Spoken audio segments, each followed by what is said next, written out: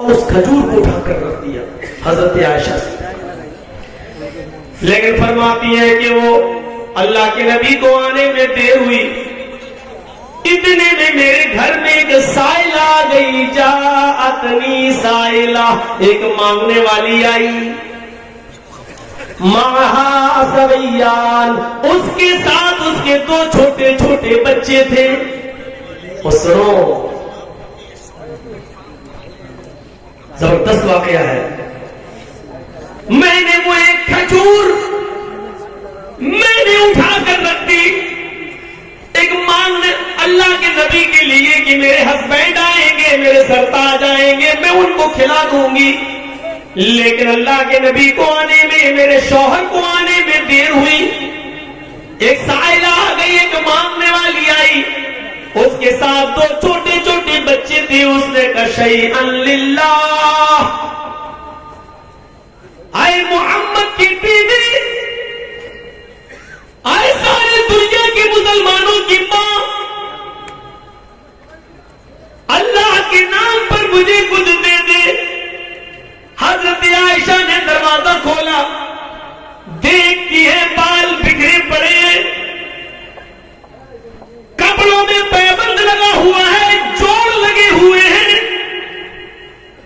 2 چھوٹے چھوٹے بچے ہیں اس کے ساتھ، جو بھوک کی وجہ سے ان کے چہروں پر بدرونقی چھائی ہوئی ہے. ان کے چہروں سے جھلک رہا ہے کہ ان بچوں نے کئی دن سے کھانا نہیں کھایا ہے. یہ منظر دیکھ کر عائشہ صدیقہ کی آنکھوں میں آنسو. کہتی ہے کہ میں اندر چلی گئی، جو کھجور میں نے اللہ کے نبی کے لیے بچا کر رکھی تھی، میں اسی کھجور کو لے آئی. کیونکہ نبی اکرم نے ہی کبھی کہا تھا اے اور تو صدقہ کرو، خیرات کرو. کہتی ہے کہ میں وہ کھجور لے آئی، ایک کھجور میں کسی کا کیا ہو جائے گا. کہتی ہے کہ کچھ نہیں تھا تو وہی دے دیا میں نے. جیسی اس عورت نے وہ کھجور لیا، میں نے دونوں بچوں کو دیکھا کہ دونوں بچے اپنے ماں کے ہاتھ کے کھجور کو دیکھنے لگے. دائیں طرف جو بچہ تھا وہ چاہتا تھا کہ یہ کھجور مجھے مل جائے، بائیں طرف کا بچہ چاہتا تھا کہ ماں یہ کھجور مجھے دے دے. عائشہ فرماتی ہے میں نے اس عورت کو دیکھا، اس نے اس کھجور کے 2 ٹکڑے کر دیے، بیچ سے گٹھلی نکالی اور پھینک دیا، اور اس کھجور کے اس نے 2 ٹکڑے کیے، 2 پارٹس میں ڈیوائڈ کر دیا. ہاف آدھا کھجور اس نے اس بچے کو دے دیا اور آدھا کھجور اس نے اس بچے کو دے دیا. یہ بخاری میں ہے، یہ حدیث بخاری میں ہے، لیکن مسلم شریف کی حدیث میں تھوڑا سا جملہ بدلا ہوا ہے. حضرت عائشہ کہتی ہے کہ میرے پاس 3 کھجوریں کہیں سے آ گئی. میں نے دونوں حدیثیں میں آپ کے سامنے پیش کر دے رہا ہوں. یہ والی میں نے کر دی بخاری کی، اب مسلم بھی سن لو. مسلم کے اندر کیا ہے؟ میرے پاس 3 کھجوریں کہیں سے آئیں، میں نے ان کھجوروں کو اللہ کے نبی کے کھانے کے لیے رکھ دیا تھا. نبی کو آنے میں دیر ہوئی، ایک مانگنے والی میرے دروازے پہ آئی، میں ان 3 کھجوروں کو لے کے نکلی. میں نے دیکھا اس عورت کے ساتھ 2 بچے ہیں، میں نے ان 3 کھجوروں کو اس عورت کو دے دیا. اس عورت نے ایک کھجور ایک بچے کو دیا، دوسرا کھجور دوسرے بچے کو دے دیا، اور ایک کھجور اس نے اپنے کھانے کے لیے رکھ لیا، اس کو میں کھا لوں گی. بچوں نے اپنے اپنے کھجور کھا لیے. ماں اپنے دونوں بچوں کو دیکھ رہی ہے، دونوں بچوں نے اپنے اپنے کھجور کھا لیے. حضرت عائشہ کہتی ہے کہ میں نے اپنی نظروں سے دیکھا، پھر ان بچوں نے اپنی ماں کے کھجور پر بھی نظر جما لی، گویا کہ وہ مانگ رہے ہو امی یہ کھجور بھی مجھے دے دو. اور دوسرا شاید اس کی آنکھیں بھی یہی سوال کر رہی تھی کہ امی تم نہ کھاؤ، میری بھوک نہیں مٹی ہے، یہ مجھے دے دو۔ عائشہ فرماتی ہیں ان بچوں نے زبان سے تو نہیں مانگا، لیکن ان بچوں کی نظروں نے ماں کو یہ بتا دیا کہ میرے بچے، ان کی آنکھیں کیا سوال کر رہی ہیں۔ اس ماں کو رحم آیا، اس نے ایک کھجور خود نہیں کھایا، بچوں نے اپنے اپنے کھجور کھا لیے، اور ماں نے اپنے کھجور کی گٹھلی نکالی اور پھینکا، اور اپنے اس کھجور کے 2 ٹکڑے کر دیے، آدھا اس بچے کو دے دیا اور آدھا اس بچے کو دے دیا۔ یہاں تک تھوڑا سا الفاظ میں فرق تھا، وہاں 1 کھجور، یہاں 3 کھجور، لیکن یہاں آنے کے بعد ایک ہو گئے کہ تیسری کھجور جو ماں کے پاس تھی، ماں نے اس کو بھی نہیں کھایا، بلکہ اس کھجور کو بھی 2 ٹکڑوں میں بانٹ دیا، ایک اس کو ایک اس کو، بچوں کو کھلا دیا اور دعا دے کے چل دی۔ تھوڑی دیر کے بعد اللہ کے نبی صلی اللہ علیہ وسلم گھر میں تشریف لائے۔ کہا عائشہ تم نے کچھ کھایا؟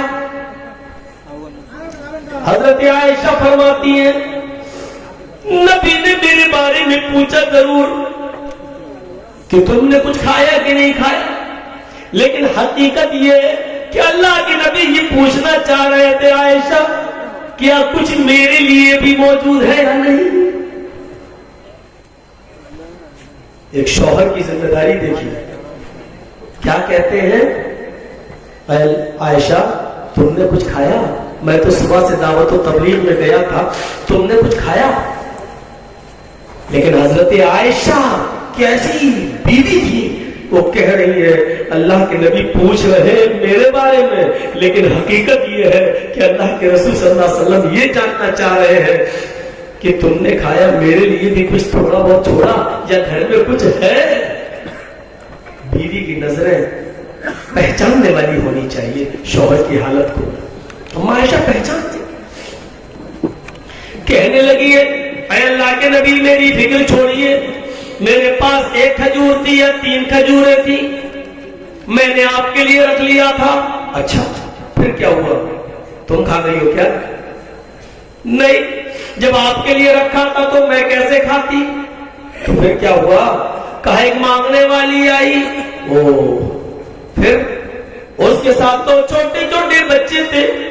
اچھا، اس نے اللہ کے نام پہ مانگا، میں نے اس کو 3 کھجوریں دے دی، اس نے ایک کھجور اپنے دونوں بچوں کو دے دی، اور 1 کھجور بچی جو خود کھانا چاہتی تھی لیکن بچوں کی بھوک کے آگے مجبور ہو گئی، اور اس نے اپنے اس کھجور کے بھی 2 ٹکڑے کر کے آدھا اس کو اور آدھا اس کو دیا اور آگے بڑھ گئی۔ اب عائشہ کہتی ہے کہ اللہ کے نبی کو جب میں نے یہ منظر بتایا تو آپ نے فرمایا عائشہ کیا اس عورت کو ایسا کرتے ہوئے تو نے اپنی آنکھ سے دیکھا ہے؟ میں نے جواب دیا ہاں۔ اے اللہ کے نبی کیا اس کے ساتھ 2 چھوٹے چھوٹے بچے تھے؟ ہاں۔ کیا اس عورت نے خود نہیں کھایا اور اپنے کھجور کے بھی 2 ٹکڑے کر کے ایک دونوں بچوں کو دے دیا آدھا آدھا؟ ہاں۔ عائشہ تمہیں قیامت کے دن گواہی دینا پڑے گی، مجھے سچ بتاؤ کیا تم نے ایسا اپنی آنکھوں سے دیکھا ہے؟ ہاں۔ کیا وہ عورت اپنے بچوں کے لیے آزمائش میں اور امتحان میں ڈالی گئی ہے؟ ہاں۔ فرمایا عائشہ اگر تم سچ کہہ رہی ہو اور یہ چیز تم نے اپنی آنکھوں سے دیکھا ہے تو تم جانتی ہو وہ عورت جو خود بھوکی رہ کر جس نے اپنے بچوں کو کھلایا آدھا کھجوری صحیح، لیکن اس نے اپنے پیٹ پہ پتھر باندھ کر اپنے بھوک پر کنٹرول کر کے اس نے اپنے بچوں کو کھلایا، وجبت علیہ الجنہ وجبت علیہ الجنہ وجبت علیہ الجنہ۔ عائشہ اس عورت نے اپنے اوپر جنت واجب کر لی، اس عورت نے اپنے اوپر جنت فرض کر لی، اللہ اس عورت کو جنت دے کر رہے گا۔ وہ عورتیں بچوں کی پرورش کی فضیلت کیا جانے جن کو بچے چاہیے ہی نہیں اور جا کر ایبورشن کراتی ہیں اور کہتی ہیں کہ بس 2-3 کافی ہیں، اب ہمیں اس کی ضرورت نہیں. وہ کیا جانے بچوں کی پرورش کا اجر کیا ہوتا ہے اور ثواب کیا ہوتا ہے. اور اپنے آپ کو بھوکا رکھ کر بچوں کو پالنے پر اللہ کے نبی کہتے ہیں کہ اس عورت نے جنت کو واجب کر دیا. یہ جذبہ، یہ عبادت، اس نے نماز نہیں پڑھی تھی اس عورت نے، اللہ اکبر، سلام نہیں پھیرا تھا، رکوع سجدہ نہیں کیا تھا، لیکن خود بھوکی رہ کر اپنے بچوں کو پالا، کھلایا پلایا.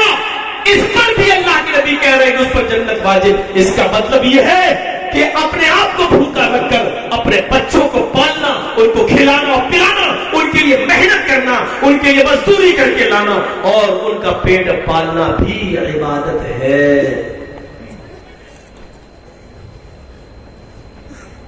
تم اللہ کی عبادت کرتے رہو، اللہ مدد کرتا رہے گا. یعنی رزق حلال کماتے رہو. تم کوشش تو کرو حلال روزی کمانے کی، کیونکہ یہ عبادت ہے. اللہ نے کہا تم عبادت جب کرو گے میری تو مدد ہم کریں گے، تمہارے اس کاروبار میں بھی ہم مدد کریں گے.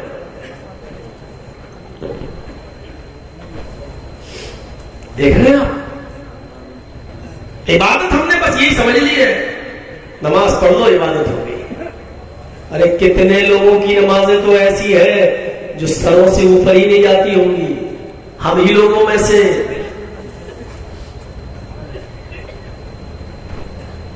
ہے کوئی پڑھی ہو حدیث، ایک آدمی سفر کرتا ہے اور مسافر ہو کر کہیں جاتا ہے. اللہ کے نبی فرماتے ہیں کہ سفر میں اللہ مسافر کی دعا ضرور قبول کرتا ہے، لیکن یہ عجیب مسافر ہے، یہ سفر کرتا ہوا لمبا چوڑا پریشانیاں اٹھاتے ہوئے کسی دوسری بستی میں گیا. اذان کا وقت ہوا، وضو بنایا اور مسجد میں چلا گیا، نماز پڑھتا ہے، عبادت کرتا ہے. اس کے بعد اللہ تعالیٰ کو تنہائی میں پکارتا ہے، یا ربی یا ربی یا ربی، اے اللہ مجھے یہ دے، مجھے یہ دے، مجھے یہ دے. مسافر ہے، جانتا ہے حدیث ہے، اللہ کے نبی نے فرمایا مسافر کی دعا اللہ رد نہیں کرتا. یہ سوچ رہا ہے کہ اللہ میری دعا قبول کرے گا اس لیے کہ میں مسافر ہوں. یہ مسافر کہتا ہے یا ربی یا ربی یا ربی، اے اللہ مجھے یہ دے، مجھے یہ دے، مجھے یہ دے. اوپر سے آواز آتی ہے، اللہ فرماتا ہے میرے بندے میں تجھے کچھ نہیں دوں گا. اللہ ایسا کیوں ہے؟ میں نے ظہر میں بھی کہا یا ربی یا ربی، اے اللہ مجھے یہ دے، مجھے یہ دے. عصر میں بھی بولا، مغرب میں بھی بولا، عشاء میں بھی بولا. اللہ پوری رات میں نے اٹھا، تہجد کی نماز میں بھی میں نے تجھے پکارا لیکن میری مدد نہیں ہو رہی ہے. اللہ تو فجر کی نماز میں میں چلا آیا، اللہ مجھے یہ دے دے، مجھے یہ دے دے، مجھے یہ دے دے. اوپر سے آواز آتی ہے اے میری بندی میرا نبی جھوٹا نہیں ہے، اس نے کہا مسافر کی دعا اللہ سنتا ہے، لیکن میں تجھے دوں تو کہاں سے دوں؟ مطعمہ حرام ومشربہ حرام وملبسہ حرام وغذی بالحرام. او میرے بندے تو جو کھا کر آیا ہے وہ مال حرام تھا، جو کھا کر آیا ہے وہ حرام مال تھا. اے میرے بندے تو جو پی کر آیا وہ بھی حرام. مطعمہ حرام، تیرا کھانا حرام کا، تیرا پینا حرام کا. وملبسہ حرام، تیرے جسم پر جو کپڑا ہے وہ بھی مال حرام کا، حرام کمائی سے تو نے خریدا ہے.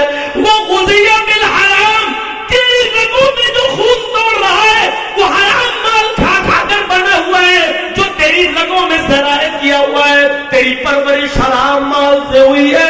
فَأَنَّىٰ يُسْتَجَابُ لِذَٰلِكَ، اے فرشتوں بتاؤ میرا بندہ اپنا سر زمین پہ رکھ کے مجھے پکار رہا ہے، تم ہی بتاؤ جب کھانا حرام، پینا حرام، لباس حرام، پوشاک حرام، بدن میں باڈی میں دوڑنے والا خون بھی مال حرام سے، تو میں اپنے اس بندے کی دعا کہاں سے سنوں؟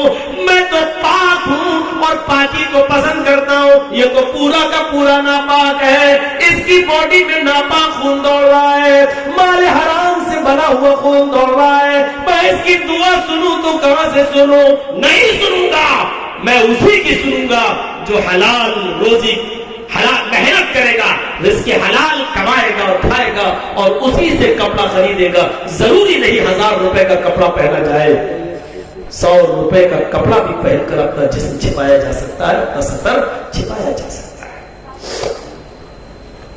تو رزق حلال کھانا بھی عبادت اور حرام چیز سے بچنا بھی عبادت۔ عبادت میں اخلاص ہونا چاہیے، عبادت میں اخلاص ہونا چاہیے جب بھی ہو۔ یہ عبادت ہم کس کے لیے کر رہے ہیں؟ صرف اللہ کے لیے۔ ابھی دیکھیے میں نے بتایا نا، ایاک نعبد، آپ اقرار ہی کر رہے ہیں سب سے پہلے کہ اللہ تیرے علاوہ ہم کسی اور کی عبادت نہیں کرتے۔ ایاک نعبد و ایاک نستعین،